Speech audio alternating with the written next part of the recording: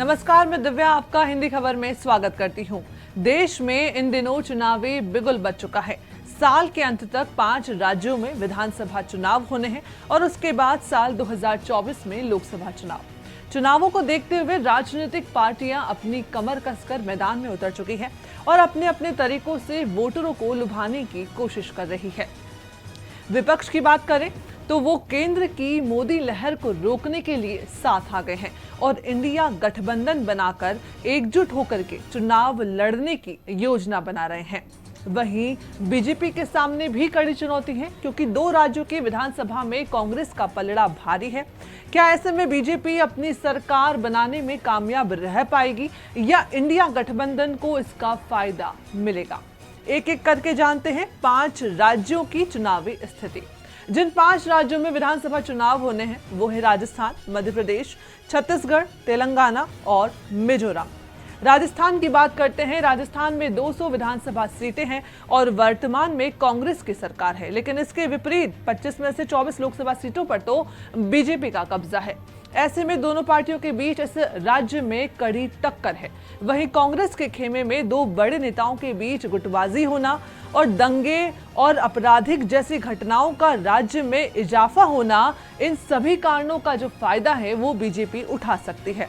राज्य में जो हर 5 साल में सरकार बदलने की परंपरा रही है, क्या वो इस बार टूटेगी या बरकरार रहेगी, ये देखना भी बेहद रोचक होगा।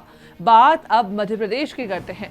मध्य प्रदेश में पिछले 2 दशकों से बीजेपी के मुख्यमंत्री शिवराज सिंह चौहान की सरकार है और लोकसभा में भी 29 में से 28 सीटें बीजेपी के पास है।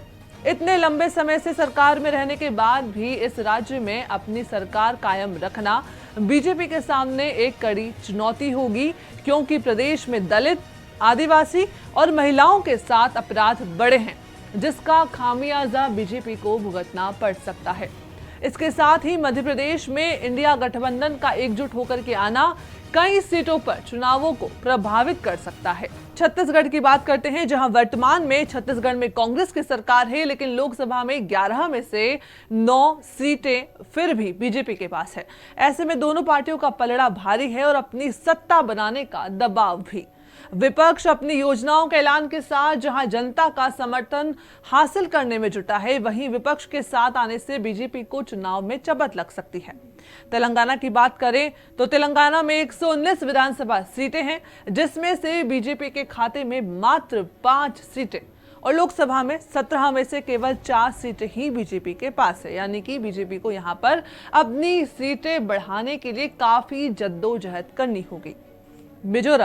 मिजोरम में विधानसभा सीटें 40, जो कि सबसे कम है, लेकिन इसका महत्व काफी है। इसी वजह से यहां पर बीजेपी और कांग्रेस दोनों अभी से अपनी पूरी ताकत झोंक रहे हैं। साल 2018 की बात करें तो मिजो नेशनल फ्रंट MNF ने कुल 40 में से 26 सीटों पर चुनाव जीता था और MNF के साथ बीजेपी का गठबंधन था और उसे मात्र 1 सीट मिली थी, जबकि कांग्रेस ने सिर्फ 5 सीटों पर ही अपनी उपस्थिति दर्ज की थी। तो ये थी इन 5 राज्यों की चुनावी स्थिति, जहां लोकसभा चुनाव से ठीक पहले विधानसभा चुनाव होने हैं। ऐसे में इन 5 राज्यों के चुनावी नतीजे सीधे तौर पर लोकसभा चुनाव में अपना गहरा असर डालेंगे और ये देखना बेहद रोचक होगा कि आखिर इन राज्यों में किसकी सरकार बनती है और केंद्र का किंग मेकर आखिर कौन होगा।